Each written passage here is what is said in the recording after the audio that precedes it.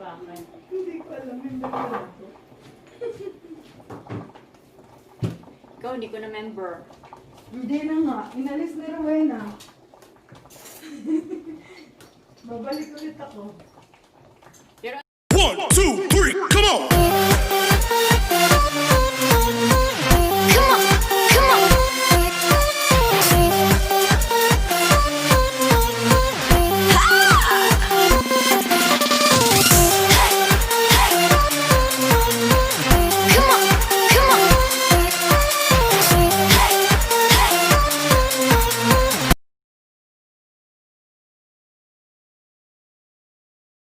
Guys, samahan niyo ako maglinis ng paa ng manok.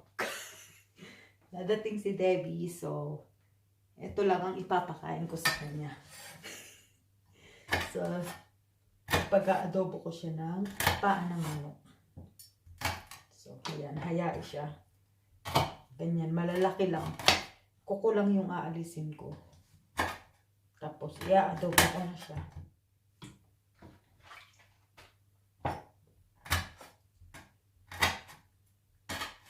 Ito kasi yung mga pagkain na minsan lang namin makain sa Pilipinas. Oo, kahit araw-arawin mo pwede. Kasi magkano lang naman 1 kilo doon. Nito, 2 euro. Reklamo pa ang tao. Dito, 5 euro. 5 euro yata ang isang plastic, 1 kilo. So, hindi kami lagi bumibili. At saka, sa Asian shop ka lang makakabili. So, kapag bumibili ako nito, 3 plastic agad or minimum 2. Kasi dito sa bahay, ako lang naman nakakain nito. So, o kaya pag pumupunta si Debbie, yun, kakain kami. Ito yung pagkain namin. Or kahit ano na lang. Pero pag may chicken feet, go sa chicken feet. Meron naman akong ibang meat. Kaya lang, mas masarap kumain ng Filipino food. Kaysa sa mga European food. Kaya, ito, linisin natin ito at i-adobo.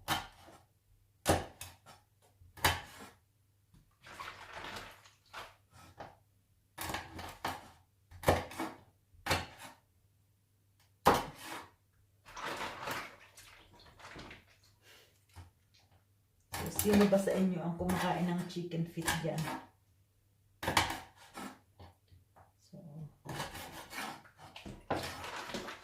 Ano nga bang meron sa chicken feet? Sabi nila, bakit natin to kinakain? Eh, wala namang meat. Puro buto. Bakit nga ba? Puro buto lang naman siya. Eh, masarap eh. Kaya, kinakain natin kasi masarap, di ba? Tapos, kanin. Nagsasaing ako ng marami.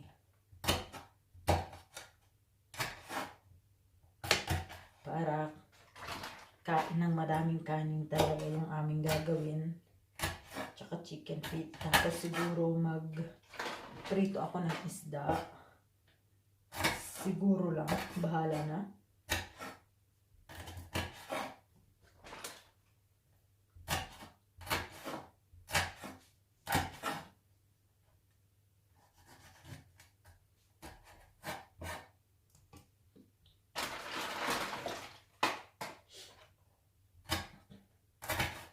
Minsan mas masarap chicken wings sana o kaya pizza. Tapos kagataan, di ba? Kaya lang ako lang kasi mag-isa. Hindi naman sila kumakain nandito kasi nga puro buto. Mas masarap kasi yung may buto-buto, malasa.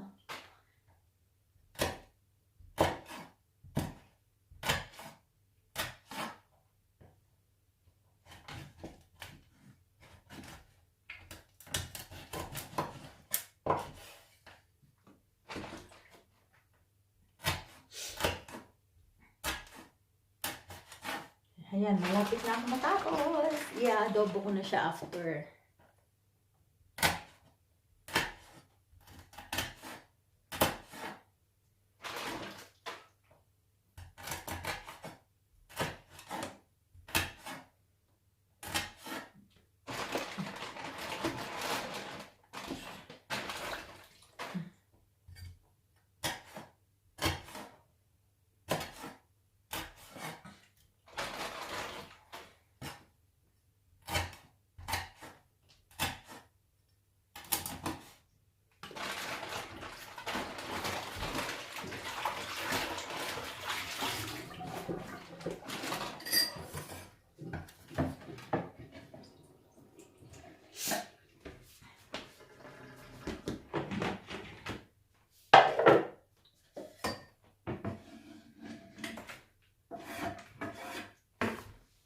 So, ayan. Tapos na ako. Linis. Hugasan natin siya ng konti.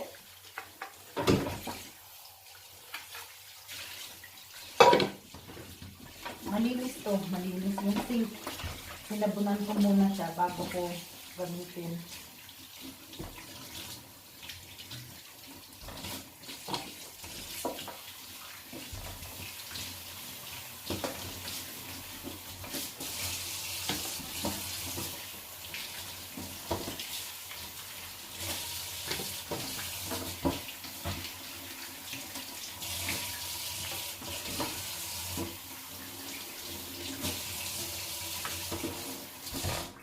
Ayan na. Ayan na ang ating chicken feet. Tada!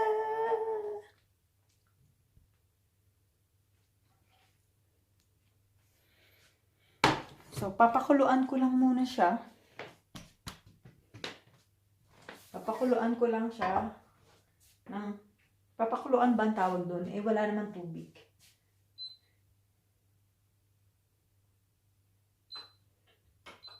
Ililat ko lang siya dyan until maalis yung sabaw niya, original sauce niya. Tapos, itatapon ko yun bago ko siya i-adobo.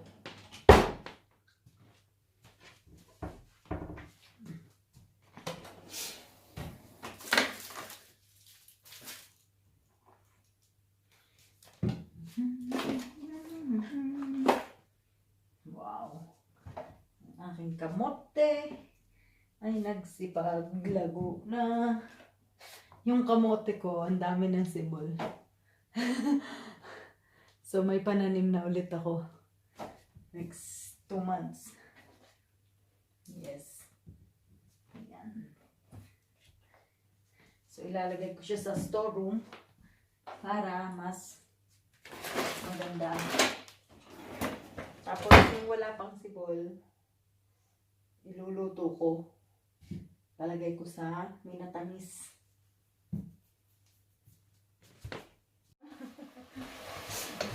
Binito ko na i-slice ko. Inaano kaya?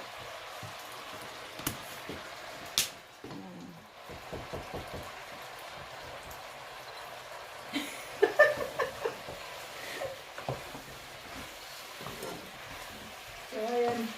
Masyadong madaming tubig kaya hindi nabuo. Legal.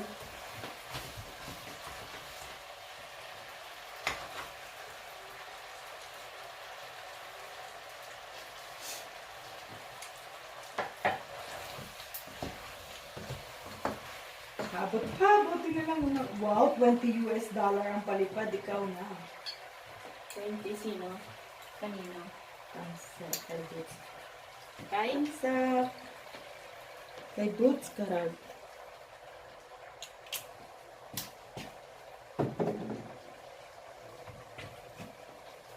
Daming mais ah. Meron kayo sa mais? Hindi. Ba't ka pumili? Lalang. Naka-on ba to?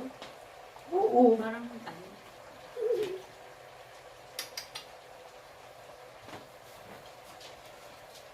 Paminta.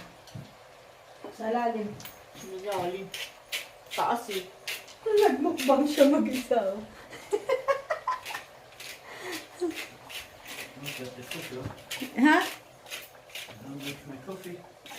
It's still warming.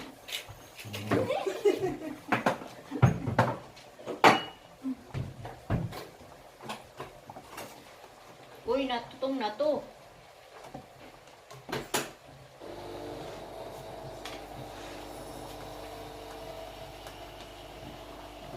Here, the visitor is the one who gonna cook.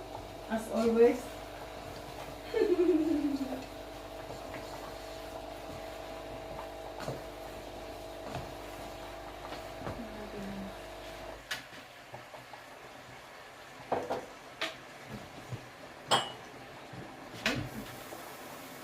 Member pala niya ako.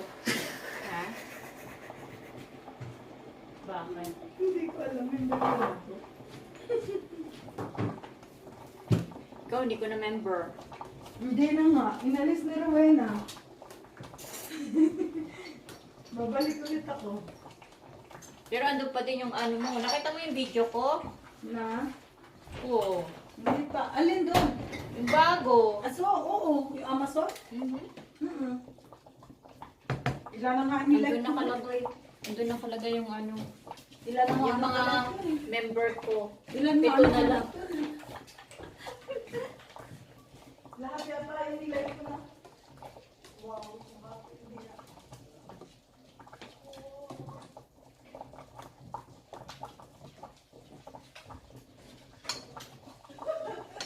You wanna get warm, bakla?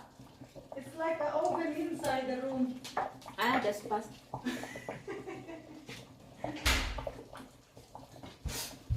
Wala pa tayong kanin. Naman.